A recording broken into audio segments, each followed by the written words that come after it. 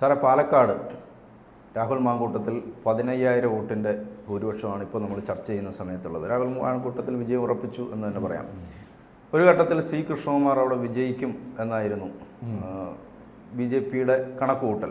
55,000 vote C Krishnakumar ലഭിക്കുമെന്നാണ് BJPയുടെ തന്നെ നേതൃത്വം വോട്ടെടുപ്പിന് ശേഷം പറഞ്ഞിരുന്നത്. പക്ഷേ അതെല്ലാം അമ്പെ പാളിയിരിക്കുന്നു. നഗരമേഖലയിൽ അവർ വലിയ മുന്നേറ്റം ഉണ്ടാക്കും, 8,000 മുതൽ 10,000 വോട്ടുകൾ വരെ ലീഡ് നേടും എന്ന് പറഞ്ഞു. അതും പരാജയപ്പെട്ടു. എന്താണ് അവിടുത്തെ പരാജയത്തിൻ്റെ അടിസ്ഥാന കാരണം? കല്യാൺ സിംഗിന് ശേഷം UP-യിൽ സമാജ്വാദി പാർട്ടിയും ബഹുജൻ സമാജ്വാദി പാർട്ടിയൊക്കെ നേടിയിട്ടുള്ള തുടർ വിജയങ്ങൾ പോലെ ഒരു വിജയമാണ് രാഹുലിൻ്റെ വിജയം. അതായത് കല്യാൺ സിംഗിൻ്റെ കാലഘട്ടം നമ്മൾ RSS UP-നെ ഹിന്ദുത്വവൽക്കരിച്ചിരുന്നു.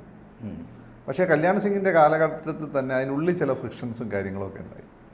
കല്യാൺ സിംഗ് പുറത്താൻ OBC വിഭാഗം വളരെ ഇമ്പോർട്ടൻ്റ് ആണ്. കല്യാൺ സിംഗ് പുറത്താവുന്നു, പിന്നെ അദ്ദേഹം തിരിച്ചു വരുന്നു. അപ്പോൾ ആ സമയത്ത് RSS സജീവമായിട്ട് ഇടപെട്ടില്ല. RSS ഇടപെട്ട അതിന് മുമ്പാണ് കല്യാൺ സിംഗിനെ കൊണ്ടുവരാൻ. RSS ഉപകാരം ഉണ്ടാവില്ല, അവരടിച്ച് തീരട്ടെ വിചാരിച്ചിട്ട്. അങ്ങനെ BJP ലോക്സഭാ ഇലക്ഷനിൽ സത്യത്തിൽ യോഗി ആദിത്യനാഥ് ഉൾപ്പെടെ 5 ആളൊക്കെ ജയിക്കുകയും കോൺഗ്രസിന് 20 സീറ്റ് വരെ കിട്ടുന്ന അവസ്ഥയൊക്കെ വന്നു. അങ്ങനെ BJP അവിടെ ഫിനിഷ്ഡായെന്ന് എല്ലാ രീതിയിൽ. പക്ഷേ നിങ്ങൾ അന്നും മനസ്സിലാക്കേണ്ട EPW പോലെയുള്ള PW അറിയാലോ, വളരെ ഡെമോക്രാറ്റിക് സെക്യുലർ ആയിട്ടുള്ള വളരെ ഇന്ത്യയിലെ ഏറ്റവും അക്കാദമിക നിലവാരം വന്ന് സോഷ്യൽ സയൻസ് മാഗസിൻ ഏഷ്യയിൽ നമ്പർ 1 ആണ്, ലോകത്തന്നെ ടോപ്പ് 10 വരും. അന്ന് EPW വന്നൊരു ആർട്ടിക്കിൾ ഉണ്ട്. അത് വന്നിട്ട് ഗുരുജി ഗോൾവൽക്കറിൻ്റെ കാലം തൊട്ട് RSS, അത് കോൺഗ്രസിൻ്റെ ഉള്ളിലാണെങ്കിലും മറ്റ് പാർട്ടികളുടെ ഉള്ളിലാണെങ്കിലും ഒരു ഹിന്ദുത്വ റിംഗ് ഓഫ് ഫയർ അവിടെ ഉണ്ടാക്കുന്നുണ്ട്. അത് ആവശ്യമുള്ള സമയത്ത് ഉപയോഗിക്കാൻ അവർക്കറിയാം. ആ ഒരു സംഭവം അതാണ് നമ്മളിപ്പം നിങ്ങൾ പറയും ഈ പറയുന്ന ഇയാൾക്ക് അമിത്ഷായ്ക്ക് ചാർജ് കൊടുത്തുകൊണ്ടാണ് അവിടെ അത്രയും സീറ്റ് 2014 കിട്ടിയത്. അമിത്ഷായ്ക്ക് ചാർജ് എടുത്ത് അമിത്ഷാ പ്രത്യേക തരത്തിൽ ഓപ്പറേഷൻ നടത്തിയത് ശരിയാണ്. അമിത്ഷാ പ്രത്യേക തരത്തിൽ ഓപ്പറേഷൻ നടത്തണമെങ്കിൽ അതിനുള്ള ഒരു ഇൻഫ്രാസ്ട്രക്ചർ RSS ഒരുക്കി വെച്ചുകൊണ്ടാണ്. RSS പിന്നെയും കത്തിച്ചു, കുറച്ചു നേരം കത്തിക്കാതെ ഇരുന്ന സാധനം അല്ല, അവർ സംഘടനാബോധം നടത്തിയിരുന്നു, അവർ പൊളിറ്റിക്കലായിട്ട് കത്തിച്ചിട്ടില്ല, അവരെ കത്തിച്ചു. അപ്പോൾ ഇപ്പോൾ നമുക്ക് കണ്ടിന്യൂസ് ആണ്. പിന്നെ കഴിഞ്ഞ തവണ RSS അത്ര മതി എന്നുള്ള വിചാരിച്ചുകൊണ്ട് കുറച്ച് സീറ്റ് പോയെന്നേ ഉള്ളൂ. ഇതാണ് ഈ പാലക്കാട് അതിശക്തമായിട്ട് RSSൻ്റെ ഒരു ഹിന്ദുത്വ ഒരു ബാക്ക്ഡ്രോപ്പ് ഉള്ള സ്ഥലമാണ്. അവർ കൃത്യമായിട്ട് വളർത്തുന്നുണ്ട്. ഇപ്പം സരസ്വതി വിദ്യാവലന്തരങ്ങളാണ്, ദുർഗാവാഹിനിയാണെങ്കിലും സേവാഭാരതിയാണെങ്കിലും ഈ വനവാസി കല്യാണ ആശ്രമങ്ങൾ അവിടെയുള്ള ഹിൽ ഹൈ റേഞ്ചസിലാണെങ്കിലും ഇതെല്ലാം അവർ ചെയ്യുന്നുണ്ട്. അപ്പോൾ അങ്ങനെ പതുക്കെ അതിശക്തമായി ഹിന്ദുത്വവൽക്കരിക്കപ്പെട്ടുകൊണ്ടിരിക്കുന്ന പ്രദേശമാണ് ഈ പാലക്കാടിൻ്റെ ടോപ്പോഗ്രാഫിയും അവിടുത്തെ ഒരു ഡെമോഗ്രാഫിയും അതിന് അനുകൂലമാണ്. പക്ഷേ അവിടെ എന്താണ് സംഭവം? ഒത്ത സ്ഥാനാർത്ഥികൾ വരുന്നു.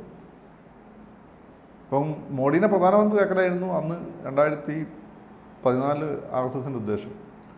കൃഷ്ണകുമാറും ഒക്കെ ഇവരെല്ലാം RSSകാരാണെങ്കിൽ പോലും BJPയിൽ എത്തുമ്പോൾ ചില ആളുകൾക്ക് ചില അബരേഷൻ സംഭവിക്കും. ഒന്നെങ്കിൽ എന്തെങ്കിലും സ്വാധീനത്തിനൊക്കെ ആയിപ്പോഴും, അല്ല സ്വഭാവത്തിന് മാറ്റം വരും, അവനവൻ പ്രസ്ഥാനമായി പോകും. RSS ഒരിക്കലും അവനവൻ പ്രസ്ഥാനത്തെ സപ്പോർട്ട് ചെയ്യില്ല. അത് നിങ്ങൾ കണ്ടിട്ടുണ്ടല്ലോ.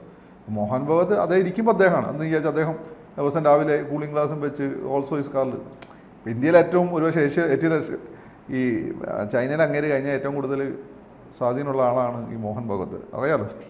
പക്ഷെ അങ്ങനെ ഇത് കാണിച്ചുകൊണ്ട് നടക്കും, അവർ ചെയ്യില്ല. അത് ആപാട് ഗുരുജിനെയും ഡോക്ടർജി എന്ന് അവർ പറയുന്ന അവരുടെ സ്ഥാപകനെയും മാത്രമാണ് ആ രീതി കൊണ്ടുവരുള്ളൂ. അതിനുശേഷം ദേവദാസ് വന്നു, രാജുഭായി വന്നു, സുദർശൻ വന്നു. ഇവരാരെയും അങ്ങനെ ഒരു വിഗ്രഹവൽക്കരിച്ചില്ല, അവർ ചെയ്യില്ല, ആരെയും വിഗ്രഹവൽക്കരിക്കുകയില്ല. അപ്പോൾ അവിടെ ഇങ്ങനെ ചില പ്രശ്നങ്ങളുണ്ട്. ഇപ്പോൾ സന്ദീപ് ആര്യനെ ഇപ്പം BJPക്കാർക്ക് ഇഷ്ടമില്ലെങ്കിൽ പോലും എനിക്ക് പല BJPക്കാരും ഈ സന്ദീപിൻ്റെ വിഷയം വന്നപ്പോൾ മെസ്സേജ് ചെയ്തിരുന്നു. അപ്പോൾ അവർ മെസ്സേജ് ചെയ്തതെന്ന് വെച്ചാൽ ഈ പറയുന്നത് പോലെ സന്ദീപിന് അനുകൂലമായിട്ടല്ല, ചില പ്രശ്നങ്ങളുണ്ട് എന്ന രീതിയിലാണ് അവർ ചെയ്തത്. ഞാൻ വിചാരിച്ചെങ്കിലും സന്ദീപ് കോൺഗ്രസിലോട്ട് പോയപ്പോൾ എന്നാൽ പിന്നെ ഈ ജയത്തിൻ്റെ ഗുണം ജയിച്ചാൽ സന്ദീപിനോട് കിട്ടുമല്ലോ, UDF ജയിച്ചാൽ അവനൊരു പണി കൊടുക്കാമെന്ന് വിചാരിച്ച് ഇവരെല്ലാം കൂടി പോയി വോട്ട് ചെയ്യുന്നത്, അതുപോലും സംഭവിച്ചില്ല. പിന്നെ അവിടെയുള്ള ഈ അഗ്രഹാരങ്ങളൊക്കെ ആയിട്ട് ബന്ധപ്പെട്ട സവർണ്ണ ഹിന്ദു വോട്ടാണ്. ഇവരൊക്കെ നല്ല എഡ്യൂക്കേറ്റഡ് എന്ന് വെച്ചാൽ പാലക്കാട് നിന്നാണ് ആദ്യമായിട്ട് കോൺഗ്രസിൻ്റെ ഒറ്റപ്പാലത്ത് തന്നെയാണ് കോൺഗ്രസിലെ ഒരേ ഒരു AICC പ്രസിഡന്റ് ശ്രീ ശങ്കരൻ നായർ. അങ്ങനെ ഗാന്ധിയുടെ വരെ പോയി പണിയൊക്കെ വന്ന ആളാണ്. ഗാന്ധി വരുന്നതിൻ്റെ നേതാവായിരുന്നു. ഗാന്ധി ആൻഡ് അനാർക്കി അങ്ങനെ പുസ്തകമുണ്ട്. അപ്പോൾ അങ്ങനെയുള്ള ബ്രിട്ടീഷുകാരുടെ കാലഘട്ടത്തിൽ തുടക്കം തൊട്ട് തന്നെ ഒരു 100 വർഷമായിട്ട് അല്ലെങ്കിൽ 150 വർഷമായിട്ട് മോഡേൺ എഡ്യൂക്കേഷൻ കിട്ടി വളരെയധികം എൻലൈറ്റൻഡ് ആയിട്ടുള്ള ആളുകളാണ് അവിടെ ഉള്ളത്. അപ്പോൾ അങ്ങനെയുള്ള ആളുകളെടുത്ത് നിങ്ങൾ ഇപ്പം ശ്രീധരൻ അവർ വോട്ട് ചെയ്യും, അവർക്ക് പറ്റിയ സ്ഥാനാർത്ഥികളെ കൊടുക്കണം. പിന്നെ ഇയാൾ ജയിക്കേണ്ട അനിവാര്യത അവരെ ബോധ്യപ്പെടുത്തണം. അങ്ങനെ ബോധ്യപ്പെടുത്താൻ പറ്റിയില്ല. ഒരുപക്ഷെ ഇയാൾ ജയിച്ചാൽ ആര് കൃഷ്ണദാസ് ജയിച്ചു കഴിഞ്ഞാൽ അത് BJP-യിൽ തെറ്റായ ഒരു സന്ദേശം കൊടുക്കുന്നു. ആ തെറ്റായ സന്ദേശം പിന്നെ RSSനെയും കൂടി എഫക്റ്റ് ചെയ്യുന്നൊരു പേടി അവർക്കുണ്ടാവും. അല്ലാണ്ട് ഇങ്ങനെ പറയില്ല. അതായത് സരീനൊന്നും ഒരു മാജിക്കാണ്. ഞാൻ സരീൻ ജയിക്കുകയാണെങ്കിൽ തന്നെ സരീൻ ഇവരുടെ രണ്ട് കൂട്ടരെയും തൊഴുത്തിൽ കുത്തുകൊണ്ട് ജയിക്കാനേ സാധ്യത ഉണ്ടായിരുന്നുള്ളൂ, അല്ലെ അയാൾ ജയിക്കില്ല. അപ്പോൾ അവിടെ സംഭവം എന്ന് വെച്ചാൽ RSS സജീവമായി ഇറങ്ങിയെന്നൊക്കെ നമുക്ക് തോന്നുന്നുണ്ടെങ്കിൽ പോലും അങ്ങനെ സുരേഷ് ഗോപിനെ ജയിപ്പിക്കണം, അല്ലാണ്ട് രാജേട്ടനെ ജയിപ്പിക്കണം എന്ന് പറഞ്ഞ് ഇറങ്ങിയ പോലെ ഇറങ്ങിയിട്ടില്ല. ഇറങ്ങിയ അങ്ങനെയൊന്നല്ല. അവിടെ കോർപ്പറേഷനിൽ അവർക്ക് വോട്ട് കൃത്യമായിട്ട് അവർക്ക് പോൾ ചെയ്യിക്കാൻ അറിയാം. RSS സംവിധാനം നമുക്കറിയാലോ. ഇപ്പോൾ കേരളത്തിൽ ഇന്ന് അങ്ങനെ പോൾ ചെയ്യിക്കാൻ ശേഷിയുള്ള രണ്ട് സംവിധാനങ്ങളാണ്. ഒന്ന് RSS, ഒന്ന് ജമാഅത്തെ ഇസ്ലാമിയാണ്. അമ്മമാർക്ക് കൃത്യമായി 111 വോട്ടാണ്, 111 വോട്ട് അവന്മാർ പോൾ ചെയ്യിപ്പിക്കും. RSS സജീവമായിട്ട് അല്ല, RSS വോട്ട് ചെയ്തില്ല. അങ്ങനെ ഞാൻ പറയുന്നത് വെച്ചാൽ പൂർണ്ണ മനസ്സോടു കൂടിയല്ല അവിടെ നിന്നത്. അതിന്റെ പ്രശ്നം ഉണ്ട് അവിടെ. അത് അവരുടെ ശാസ്ത്ര ഇതല്ലല്ലോ. കേരളത്തിൽ പൊതുവെ ഇവർ ഇടയിൽ തന്നെ പറയുന്ന കാര്യമുണ്ട്. BJP-യിലെ കുറേ ഈ പറയുന്ന ഡേ ടു ഡേ പൊളിറ്റിക്സ് എന്ന് പറഞ്ഞാൽ സകല അലവലാദികളായിട്ട് ഇടപെടേണ്ടി വരും. അപ്പോൾ ഇങ്ങനെ അലവലാദികളായിട്ട് ഇടപെടുന്നവർ കൂടി കുറച്ചും കൂടെ ഒക്കെ പൊല്യൂട്ടഡാവും. ഈ പൊല്യൂഷൻ RSSനെ കൂടി സ്വാധീനിക്കുന്നു എന്നൊരു ഫീല് അവരുള്ളിൽ ഉണ്ട്. താഴെത്തട്ടിൽ ലീഡർഷിപ്പിലല്ല, ടോപ്പ് ലെവൽ ലീഡർഷിപ്പിലല്ല അവരെ. അപ്പോൾ അത് ഒന്ന് കൗണ്ടർ ചെയ്യാം. ഞാൻ പറഞ്ഞത് കഴിഞ്ഞ ലോക്സഭാ ഇലക്ഷന് മോഡിക്ക് ചെറിയൊന്ന് പണി കൊടുത്ത പോലെ അത്രയാണ്. അല്ല അല്ലാതെ RSS ഇറങ്ങിയാൽ നമുക്കത് മനസ്സിലാവും. ഇപ്പോൾ രാജേട്ടൻ്റെ ഇലക്ഷൻ എനിക്കറിയാം. ഞാൻ കുറേ ചർച്ചയിൽ പോകുമ്പോൾ ഞാൻ പഠിപ്പിച്ച പയ്യന്മാരൊക്കെ ചെങ്ങന്നൂർ ഞാൻ പഠിപ്പിച്ചുകൊണ്ടിരിക്കുന്ന സമയത്ത് മറ്റോ അല്ല അതിന് മുമ്പേ ആ സ്ഥലത്ത് പഠിപ്പിച്ചിരുന്നു. ഇവരൊക്കെ എന്നെ വിളിക്കും, ആ BJP-ക്കാർ, സാർ ഇന്ന് ഞങ്ങൾ ഇന്ന സ്ഥലത്താണ് വർക്ക് ചെയ്തത്, സാർ ഈ പറഞ്ഞതിൽ ഇന്ന പ്രശ്നമുണ്ട്, നമുക്ക് ഇതിൽ നിന്നറിയാം, മനസ്സിലായില്ലേ, ഇതെന്ന് അറിയാം നമുക്ക് എങ്ങനെ. പക്ഷെ അങ്ങനെ കഴിഞ്ഞ തവണ ഈ മെസ്സേജ് എനിക്ക് കിട്ടിയ തൃശ്ശൂരിൽ നിന്നും ആറ്റിങ്ങൽ നിന്നും പിള്ളേർ വിളിച്ചു പറയും, ആറ്റിങ്ങൽ അങ്ങനെയാണ്, തൃശ്ശൂർ പലരും എന്നെ വിളിച്ച് BJP-ൻ്റെ ആളുകൾ തൃശ്ശൂർ ഭയങ്കര സുരേഷ് ഗോപി ഭയങ്കര അഹങ്കാരത്തോടു കൂടി പോകുന്നു എന്നൊക്കെ പറയുമ്പോൾ താഴെ തട്ടുന്ന മെസ്സേജ് സുരേഷ് ഗോപി എങ്ങനെ പോയാലും പ്രശ്നമില്ല, അയാൾക്കൊരു സ്വാധീനമുണ്ട്, ചിട്ടയായ പ്രവർത്തനം നടക്കുന്നുണ്ടെന്നുള്ളത്. നമ്മളതല്ലേ കണ്ടിന്യൂസ് ആയി പറഞ്ഞുകൊണ്ടിരുന്നത് സുരേഷ് ഗോപി ജയിക്കും. അപ്പം ഈ കൃഷ്ണകുമാർ അല്ല വേറൊരാളായിരുന്നു സ്ഥാനാർത്ഥിയെങ്കിലോ? എനിക്കൊന്ന് ശോഭാ സുരേന്ദ്രനായിരുന്നെങ്കിൽ ഈ ബൈ ഇലക്ഷന് വേറൊരു കാര്യമുണ്ട്. ഞാൻ ഈ പറഞ്ഞ ഇതിൽ നിന്ന് മാറ്റി നിർത്തി കഴിഞ്ഞാൽ ഇവർക്കൊരു സ്റ്റാർ പരിവേഷമുള്ള കാൻഡിഡേറ്റ് ആകും ബൈ ഇലക്ഷൻ ഭയങ്കരമായിട്ട് അത് സ്വാധീനിക്കും. അപ്പോൾ കുറച്ചും കൂടി നല്ല പെർഫോമൻസ് ആകാൻ സാധ്യത. പക്ഷേ ജയിക്കണമെങ്കിൽ RSS തന്നെ വിചാരിക്കണം. BJP-യിലെ ഒരുത്തനും RSS വിചാരിക്കാതെ അവിടെ ജയിക്കില്ല. ഞാൻ കാണുന്നത് രാജീവ് ചന്ദ്രശേഖരി ജയിക്കേണ്ടത് നിങ്ങൾ എടുത്തു നോക്കിയോ. നല്ല സ്വാധീനശേഷിയുള്ള തിരുവനന്തപുരത്തെ ചില സ്ഥലങ്ങൾ ആളുകൾ വോട്ട് ചെയ്യാൻ പോയിട്ടില്ല. രാജേട്ടൻ 4 സ്ഥലത്ത് ഈ ലോക്സഭയിൽ നിയമസഭാ കോൺസ്റ്റിറ്റ്യുവൻസി ലീഡ് ചെയ്തിട്ടുണ്ടെങ്കിൽ രാജീവിന് 3 കിട്ടിയുള്ളൂ. 4 കിട്ടിയത് രാജീവ് ജയിക്കുകയായിരുന്നു. അതെ, നിങ്ങളത് മനസ്സിലാക്കിയാൽ മതി. ഈ പണ്ടേതാ അടുത്ത് പറഞ്ഞു, നിങ്ങൾ ഈ കാണുന്ന ഒന്നുമല്ല RSS. നിങ്ങൾ കൈ കെട്ടി കിടക്കുന്ന അപ്പോൾ പ്രശ്നം ഉണ്ടാക്കുന്ന നല്ല AVP-ക്കാരെയോ അല്ലെങ്കിൽ ബജ്രംഗ് ദളുകാരെയോ അല്ലെങ്കിൽ ഈ പറയുന്നതിനെ മാതിരി ചില കാര്യങ്ങൾ നടത്തി കൊടുക്കാൻ ഒന്ന് കാശ് മേടിക്കാതെ BJP-ക്ക് ഇതൊന്നും അല്ല RSS. ആദ്യം മനസ്സിലാക്കില്ല.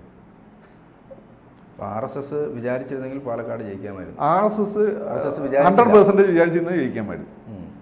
അതിന് സ്ഥാനാർത്ഥി നിർണ്ണയം തൊട്ടിട്ട് അത്ര ഇടപെടലുകളും സന്ദീപിൻ്റെ വിഷയമൊക്കെ ആ രീതിയിൽ അവർക്ക് സോൾവ് ചെയ്യാമായിരുന്നു. സന്ദീപിൻ്റെ വിഷയത്തിലൊന്ന് സോൾവ് ചെയ്യാൻ ശ്രമിച്ചു എന്നല്ലാതെ. അപ്പോൾ RSS അത് സന്ദീപ് പോകണമെങ്കിൽ പോട്ടെ എന്നുള്ള രീതിയിൽ തന്നെ അല്ല, സന്ദീപ് പോകലെന്ന് RSSന് ഉണ്ടായിരുന്നു. പക്ഷേ സന്ദീപ് ഇടപെടുന്ന ഒരു ലിമിറ്റ് വരെ അവർ ഇടപെട്ടിട്ടുള്ളൂ.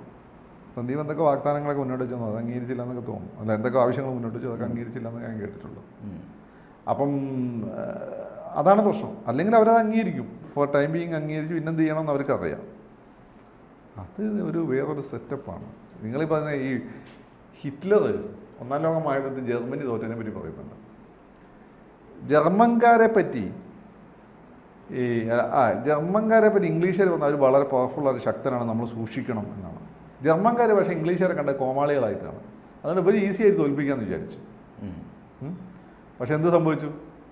ഈ വിചാരം കൊണ്ടാണ് ജർമ്മനി 1-ാം ലോക മഹായുദ്ധത്തിൽ ഇംഗ്ലണ്ടിൻ്റെ അടുത്ത് തോറ്റെന്നാണ് ആരും പറയുന്നത്. ഹിറ്റ്ലർ പറയുന്നത് ശരിയാണ്. ഇത് തന്നെയാണ് RSSനെ പറ്റി ഇവിടെയുള്ള മറ്റ് രാഷ്ട്രീയ പാർട്ടികൾക്ക് അറിയാത്തത്. ഇവർ ഈ കൈ ചാട്ടും കെട്ടി ചാണകം എന്നൊക്കെ പറഞ്ഞ് നടക്കുന്ന കുറച്ച് സംഭവമാണ് ഈ RSS. ഇതല്ല. ആദ്യം നിങ്ങളെ ശത്രുവാണ് RSS എങ്കിൽ അതിനെ മനസ്സിലാക്കി, മിത്രമാണെങ്കിലും മനസ്സിലാക്കി. അപ്പോൾ പാലക്കാട് BJP-ക്കാർ RSSനെ മനസ്സിലാക്കി തുടങ്ങി. മനസ്സിലായി വിചാരിക്കാം, പറയാൻ പറ്റില്ല. ഇവിടുത്തെ BJP വേറെ സെറ്റപ്പാണ്. അത് ഞാൻ പറഞ്ഞപ്പോൾ സുരേന്ദ്രൻ കുറച്ച് നന്നായിട്ടുണ്ട്. അപ്പം കുറച്ചും കൂടി ഒരു പക്വതയൊക്കെ വന്നിട്ടുണ്ട്. ഇവിടെ ഇപ്പോൾ ഏത് വർഷം വന്നാലും അല്ലെങ്കിൽ ഞാൻ പറഞ്ഞത് സുരേഷ് ഗോപിയുടെ ഒക്കെ ലീഡർഷിപ്പിൽ ഒരു പുതിയ സ്ഥലം. ഈ മുരളീനെ പറ്റി എനിക്ക് ഭയങ്കര അഭിപ്രായം.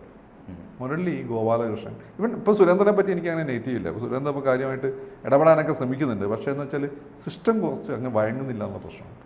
ഈ തോന്നുന്നു അടുത്ത് വരെ അത് മെൻറ്റ് ചെയ്യുന്നു. എന്തായാലും തിരഞ്ഞെടുപ്പ് കഴിഞ്ഞു, റിസൾട്ട് വന്നു, ഇനി ബാക്കി കാര്യങ്ങൾ പിന്നാലെ കാണാം. കൂടുതൽ വാർത്തകളും വിശേഷങ്ങളും നിങ്ങളിലേക്ക് എത്താൻ ABC മലയാളം സബ്സ്ക്രൈബ് ചെയ്യുക, ബെൽ ബട്ടണും അമർത്തുക.